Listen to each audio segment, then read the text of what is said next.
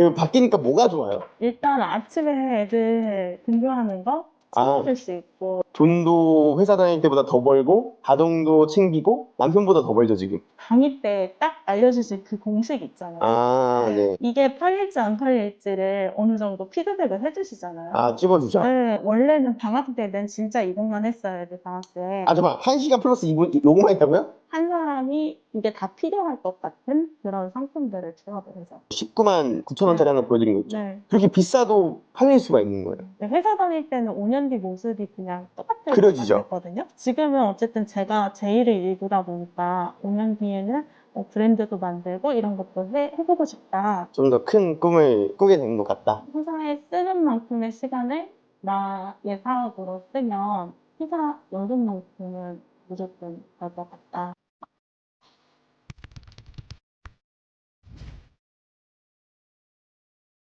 여러분, 애들 키우는 육아맘이 월급의 3배를 넘어서 이제 워킹맘에서 부업맘으로 변했다고 합니다. 우리 오 대표님을 한번 만나볼 건데요. 집에서 또 하고 있대요. 사무실도 없고. 그런데 로켓크로스를 하신대요. 어떻게 직장 월급보다 더 많이 벌어서 퇴사를 하셨는지 한번 심층 인터뷰를 해보도록 하겠습니다. 같이 가시죠. 아, 그리고 이분만의 특별한 소싱법이 있대요. 그 소싱법도 한번 물어보도록 하겠습니다. 엄마가 케어를 하면서 아빠는 또 직장이 있대요. 그런데 어떻게 케어하는지 너무 궁금한데 한번 물어보도록 하겠습니다. 아, 바로 있네 여기. 집에서 하시나 보다. 그러면 한번 문을 두들기고 들어가 보도록 할게요. 아, 또 이렇게 초대해 주셔서 감사합니다. 감사합니다. 아, 여기서 일하시는 거예요? 원래 여기서 하는데. 아, 안방에서? 네. 아, 안방은 소중하니까. 안방 좀 그러니까. 아, 그래도 또 이렇게 과일을 또 준비해 주셔가지고 저희 또 어떻게 또 딱 3명 오는 거 아셔가지고. 네. 여러분, 그 판다가 과일 먹는 거 보신 적 있나요? 아, 떨어졌어요?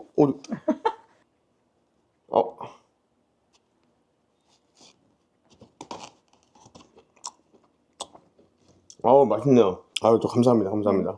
아, 우리 대표님이 되게 동안이신데 사실 애를 둘을 키우신다면서요? 네. 아, 결혼을 몇 살에 하신 거예요? 26에 했어요. 아, 대표님 나이가 올해 어떻게 돼요, 그러면? 39. 아, 진짜요? 네네. 제 또래겠거니 했는데 되게 동안이시구나. 감사합니다. 그러면 큰애가 몇 살이에요? 큰애가 6학년이요. 13살. 둘째는? 11살이요. 지금 원래 회사를 다니다가 퇴사를 했다면서요? 네네. 그럼 애를 키우면서 회사 생활을 한 거예요? 그쵸. 회사는 이 근처였어요? 네. 가까웠어요. 뭐 한 3, 40분? 그 26살에 결혼을 했고 올해 38이면 네, 결혼하자마자 거의 바로 생겼네요? 네네. 아니네요. 결혼하기 전에 생겼네요. 아니, 하자마자 생겼죠. 이거 확인 좀 계산을 해봐야겠는데요? 무슨 말씀이세요? 아, 그러면은 애 낳고 계속 회사 생활 한 거예요? 뭐 육아휴직 쓰고 음. 다시 복직해서 회사 생활하고 아. 둘째 낳고 쓰고. 근데 육아휴직이 막 3년, 4년, 5년 쓸 수 있는 건 그래서 아니잖아요. 1년씩 썼죠. 아기를 돌보면서 키우기가 쉽지 않았을 텐데.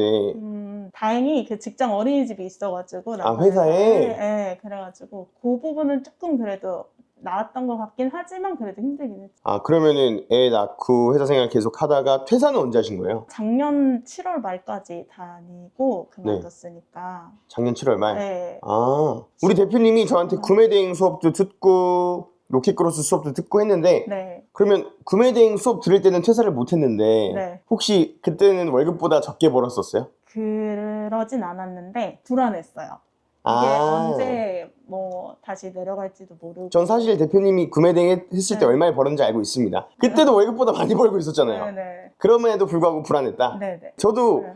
사실 구매대행 했을 때 월급보다 많이 벌었는데 꽤 오래 그 회사를 다녔잖아요. 그 불안함이 뭔지 알아요. 네. 워킹맘에서 지금은 약간 부업맘? 사업맘으로 네. 바뀌었잖아요. 그 바뀌니까 뭐가 좋아요? 일단 아침에 애들 등교하는 거 챙겨줄 수 있고 그냥 아침밥 챙긴다, 간식 챙겨준다 이런 게 좋더라고요. 그리고 방학 때는 항상 애들끼리만 있으니까 맨날 먹을 거 시켜주고 좀 방치되고 했었는데 그런 부분 케어해줄 수 있어서 좋더라고요. 저희 어머니 아버지도 맞벌이였거든요. 맞벌이. 초등학생 때 지금은 어떤지 모르겠는데 학교에 갔을 때 아침에는 날씨가 쨍쨍해. 하교할 때는 비가 와. 그러면 부모님들이 이게 정문에 우산을 들고 이렇게 있는데 그건 너무 부러웠거든요. 저희 어머니 아버지는 돈을 벌어야 되니까 그걸 못 하잖아요. 네. 그래서 항상 친구네 엄마가 들고 온 우산을 같이 빌려 쓰거나 친구 우산을 쓰거나 막 그렇게 해서 하교를 했던 기억이 되게 나는데 지금은 괜찮은데 어릴 때에는 좀 그래요. 그쵸. 딸도 그 얘기 하긴 했었어요. 아, 라고. 가슴이 또 아파오네요, 또. 그리고 저도 항상 방학 때는 어머니, 아버지가 회사에 나가니까 학원 갈 시간 말고는 집에 있잖아요. 네. 저도 똑같이 엄마가 뭐 시켜 먹으라고 돈을 주고 항상 가셨거든요. 그래서 항상 시켜 먹었어요. 그 북경이라는 짜장면 집에서 짜장면을 시켜서 진짜 자주 먹었는데 그 배달원 형이 저를 알 정도로 그 사장님이 저를 알 정도로 그거를 이제 안 해도 좋다. 네, 애들도 좋아하고요. 돈도 회사 다닐 때보다 더 벌고 가정도 챙기고 남편보다 더 벌죠 지금. 뭐 그럴 때도 있고 그렇겠죠? 아 근데 대표님 이 정도 매출 규모 되면은 네. 사무실을 따로 구할 법도 하거든요. 네. 근데 왜 안 구하는 거예요? 그냥 제가 좀 불안이 높은 편이라 아 불안이. 네, 네. 불안도가 높은 편이라 고정비 나가는 게 조금 신경 쓰이고 그리고 집이 편해요. 어차피 애들 챙기러 또 와야 될 수도 있으니까 그게 약간 이제 애들이 집에 오면 엄마가 있다라는 게 인식이 되니까 없으면 막 전화하고 그러더라고요. 어디 제가 뭐 외출 나가거나 하면. 그리고 아직까지는 그냥 집에서 할 만하다? 대표님 근데 요 정도 벌면 직원도 쓰고 네. 사무실도 구하고 대표님 매출 규모면 일반적으로 순수익만 봤을 때 네. 사무실도 있고 직원도 있어요. 네. 아무것도 없죠. 네. 알바도 없어요? 알바 있어요. 알바만 있어요. 네네네. 알바는 무슨 알바? 알바는 뭐 이렇게 포장해주고 그런 알바. 그 알바는 또 맨날 쓰는 알바가 아니라 당일치기 알바 아니에요? 그쵸. 그 처음에 당근에서 구했고 당근에서 구하신 분이 우연찮게 여기 아파트 주민이셔가지고 그러면 잠깐만 포장은 어디서 해요? 포장은 그분 집에서 해요. 잠깐만요. 네. 코가 간지러워가지고. 잠깐만요. 진짜 코가 간지러워서.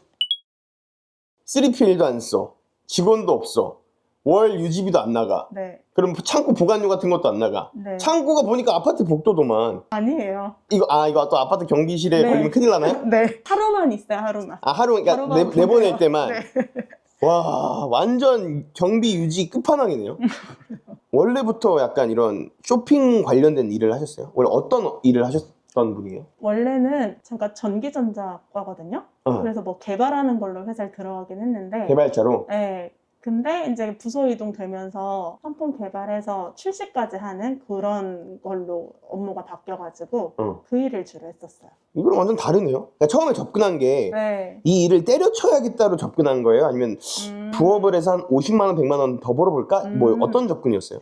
제가 네. 22년도에 둘째가 초등학교 들어갈 때 1년 휴직을 냈거든요. 그때 이제 휴직 내고 애들 케어하고 제가 제 시간을 맘대로 쓰는 게 너무 좋은 거예요. 그래서 복직할 때가 막 다가올수록 점점 스트레스를 숨이 받는 막혀오는. 거죠. 네, 네. 네. 그래서 내가 복직 안 하고 한 달에 200만 벌면 회사 그만두고 싶다. 그렇지. 왜냐면 회사 네. 가고 왔다 갔다 꾸미고 네, 밥 네, 먹고 기름값 유지비 하면은 네. 그냥 놀고 200만 원 버는 거랑 네. 회사 가고 한 3, 400 버는 거 거의 비슷비슷하니까. 네. 그러면 때려치고 싶다라고 생각을 하고 복직하고 판다쌤 수업 신청해서 이제 바로 들은 거죠. 그러니까 복직 전에 들었으면 얼마나 좋았을까 이렇게 생각을 하긴 했는데 그러니까 이런 워킹맘들의 이런 니즈가 되게 많은 걸 수업할 때 느껴요.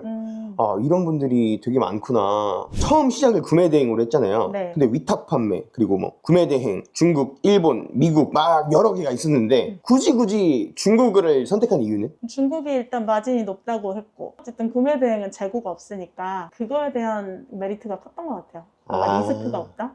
그러면 지금은 또 로켓크로스도 하고 있잖아요. 네. 지금 주력이 크로스예요? 구매 대행이에요? 크로스. 그럼 크로스가 주력이잖아요. 네. 그때는 그 재고가 없어야 된다라는 난 불안이 커. 네. 크로스를 하는 이유는 또 뭐예요?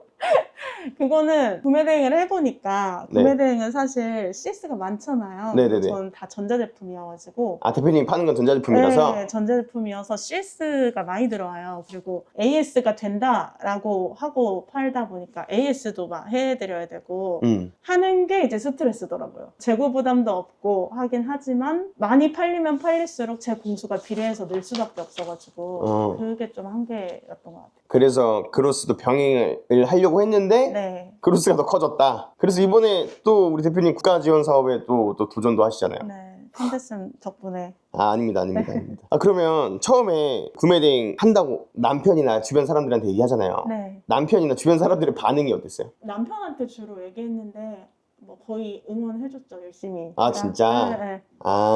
열심히 하고 그리고 항상 제가 회사 그만두고 싶어 하는 걸 남편도 알았어가지고 하면 잘 될 거라고 맨날 얘기해줬어요. 부모님들은 그냥 보통 근데 회사 다니시길 원하잖아요. 그러니까요. 그래서 계속 다니셨으면 했었던 것 같긴 해요. 아, 그쵸, 그쵸. 네. 그럼 대표님, 구매 대행을 하고 로켓크로스를 하면 둘 다 장단점이 있을 것 같아요. 네, 네. 그럼 구매 대행 장점과 네. 크로스의 장점. 구매 대행은 그냥 앞서 말씀드린 것처럼 뭐 재고가 없다. 재고도 없고 리스크도 뭐 반품 리스크 정도 있는데 그 반품도 사실 정말로 고객님께서 억지로 반품을 해주신 상황이면은 쿠팡에서 보상을 해주잖아요. 그거 이용해서 하면은 리스크는 진짜 적은 사업 같다. 근데 혼자 하기에는 뭐 매출 5천만 원 이상 되면 좀 많이 버거운. 그것도 상품 몇 개 없는 상태로 5천일 때. 네, 그래도 힘들다. 네, 그런 느낌이 있었고 크로스 같은 경우는 사실 쿠팡에 창고에 넣어놓으면 거기서 CS냐 배송이냐 다 해주니까 제가 할 일은 재고 안 떨어지게 품절 안 나게 하는 일밖에 없잖아요. 근데 그 전에 소싱이 네. 소싱이 좀 힘들죠. 근데 그 소싱법은 판다님이랑 포비쌤이 네. 강의 때 딱 알려주신 그 공식 있잖아요. 네. 그 공식대로 하고 그러면 소싱 조금 해결이 되고. 그렇죠. 그리고 수업에서 이게 팔릴지 안 팔릴지를 어느 정도 피드백을 해주시잖아요. 찝어주죠. 네, 그래서 그 점이 되게 판다쌤 수업의 메리트였던 것 같아요. 그래서 네. 크로스의 장단점, 그래서 크로스는 편하죠. 상품만 그렇게 잘 자리 잡아놓으면. 상품만 잘 고르면. 그러면 제가 손갈 게 없다. 근데 그 옥석을 가리는 게 힘든데 그렇죠. 옥석만 잘 가리면 된다. 그죠. 근데 그거를 수업에서 설명을 아주 잘 해주신다. 또 이렇게 또 저희 홍보를 또 감사합니다. 구매 대행이랑 크로스 이렇게 하는데 합쳐서 네. 월 매출 제일 높았던 달 6천? 6천만 원. 네. 또 겸손하게 그러면 요즘에 하루 일과는 어때요? 7시 40분. 네. 일어나서 애들 밥 챙겨주고 애들 학교 보내면 8시 반 정도 되니까 네. 그러면 이제 그때 애들 먹은 거 좀 치우고 9시에 산책 잠깐 나갔다가 나간 날도 있고 안 나간 날도 있고 한 10시부터 업무 시작하는 것 같아요. 하루 10시부터? 네, 10시부터 업무 시작해서 구매 대행 먼저 하고 구매 대행 한 1시간 하고 나머지는 어제 매출 됐던 거 확인하고 재고 확인하고 자, 구매 대행 1시간 하는 거 오케이. 주문 처리랑 CS 1시간 오케이. 네. 재고 확인하고 매출 확인하고 2분 다음.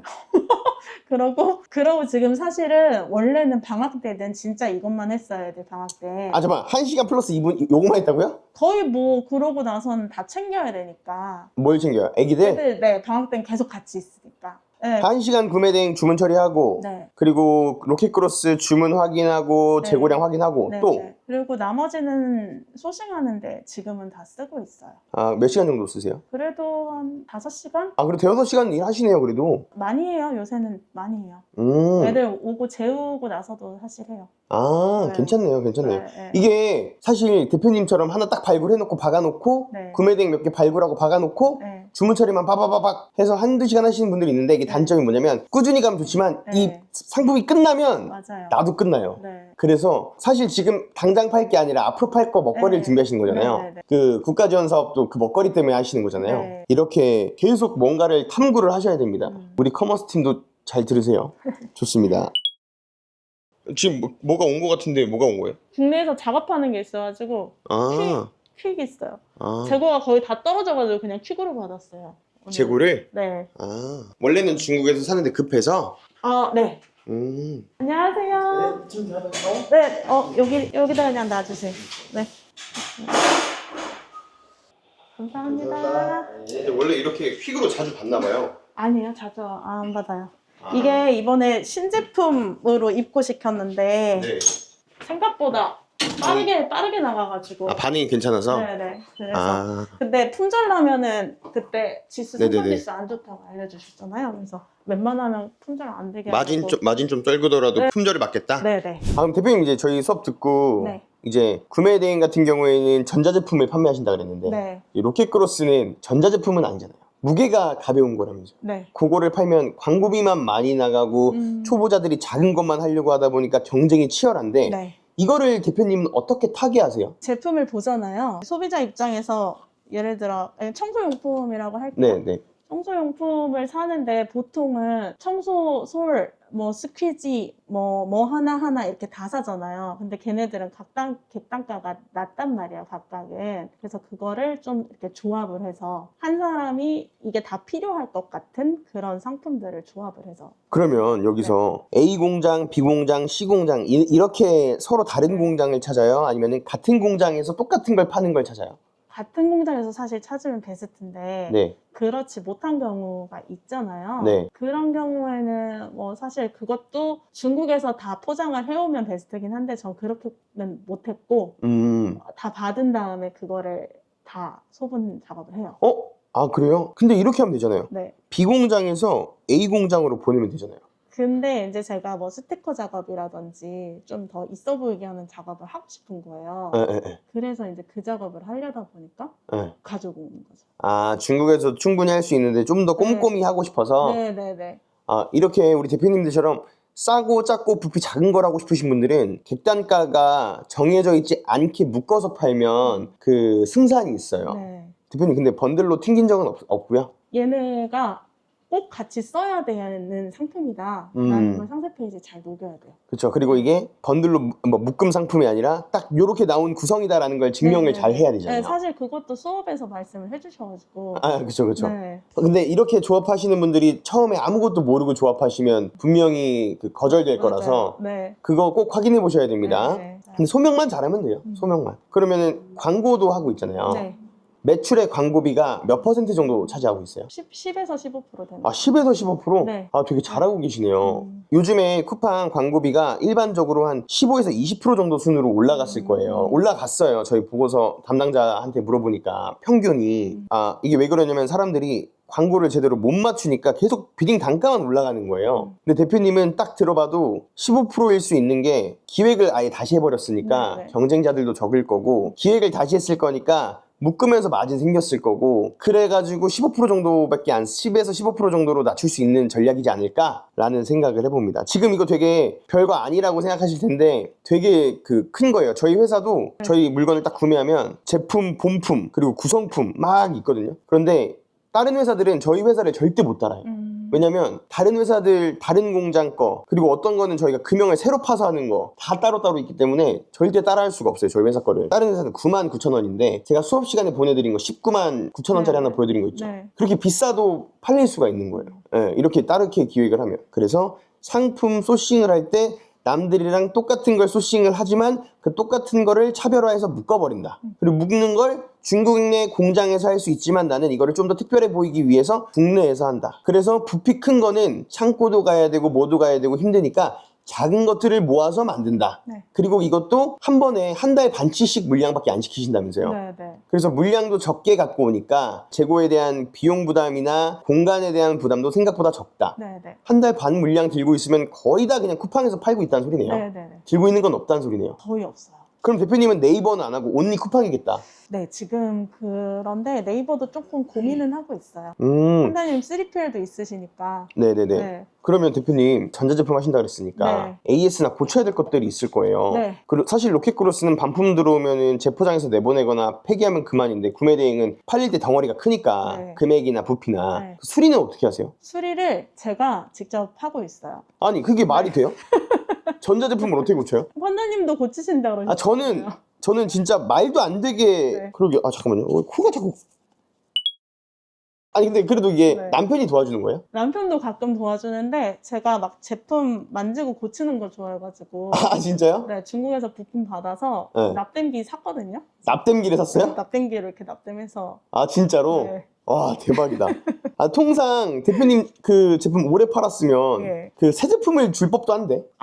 그렇게 할 때도 있어요. 아예 새 거를? 제품이 있을 때는 새 제품 드리고 근데 고객님 막 11개월 쓰시고 고장났다고 저한테 보내시면 그걸 제가 새 제품을 드리기엔 또 그거 할 때 왕복 택배비 받아요 안 받아요? 안 받아요. 받아야죠. 11개월이나 지났는데 뭐 소비자보호법 뭐 다 상관없어요. 그렇죠. 근데 저 웬만하면 고객님들 다 맞춰드려요. 왜요? 마진이 높아서요? 아니요, 그냥 사드시는 게 고마워서. 아 사주는 게 고마워서? 네. 이런 거는 왕복 택배비 받아야 돼요.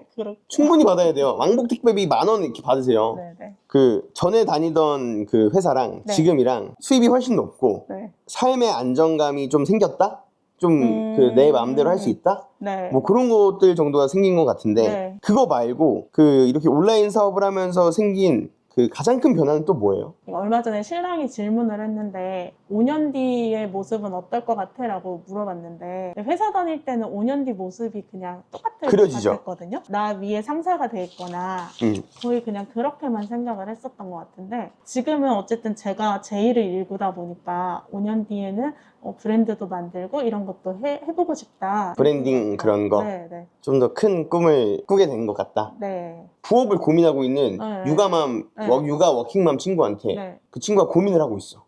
그러면 추천을 할 것 같아요? 안 할 것 같아요? 솔직하게. 추천할 것 같아요. 추천하는데 만약에 시작하기가 조금 두렵거나 겁나면 네. 구매대행부터 해보라고 해요. 네. 왜냐하면 구매대행이 의외로 팔리는 경험을 빨리 하기에 괜찮았거든요. 위험 부담도 적고. 그래서 만약에 처음 시작하신다면은 구매대행을 일단 한번 시작해보셔라. 구매대행도 대량보다는 내가 뭘 팔려는지 알 수 있는 수동으로 접근하는 게 좋을 것 같다고 항상 추천하고 있어요.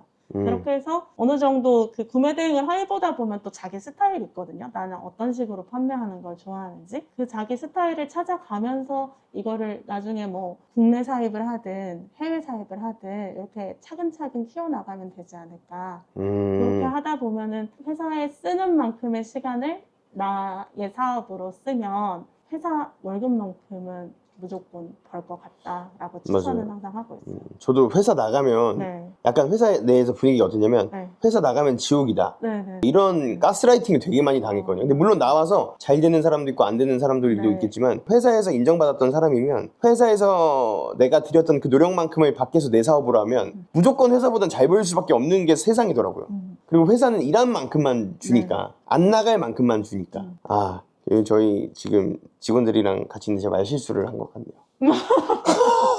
그러면 마지막으로 이 영상을 보고 계시는 시청자분들에게 한 말씀 하신다면요? 이게 수업을 제가 들었을 때 같이 들으신 분들 중에 지금까지 꾸준히 하고 계신 분이 그렇게 많지는 않은 것 같아요. 근데 이게 뭐 처음 한 달, 두 달, 세 달까지는 성과가 안 나올 수 있거든요. 근데 이거를 포기하지 말고 꾸준히 자기 스타일을 찾아가시다 보면은 노력한 만큼 분명히 성과는 있는 사업이다. 그러니까 포기하시지 말고 한 6개월만 꾸준히 해보시면 좋겠다는 말씀 드리고 싶습니다. 부가가치가 높은 사업이잖아요. 딱 정해져 있는 금액이 아니라 대표님 말씀대로 6개월만 버티시면 분명히 성과가 있을 건데 그 마의 3개월, 6개월 네. 그것만 견디시면 대표님처럼 네. 퇴사하실 수 있습니다. 여러분들도.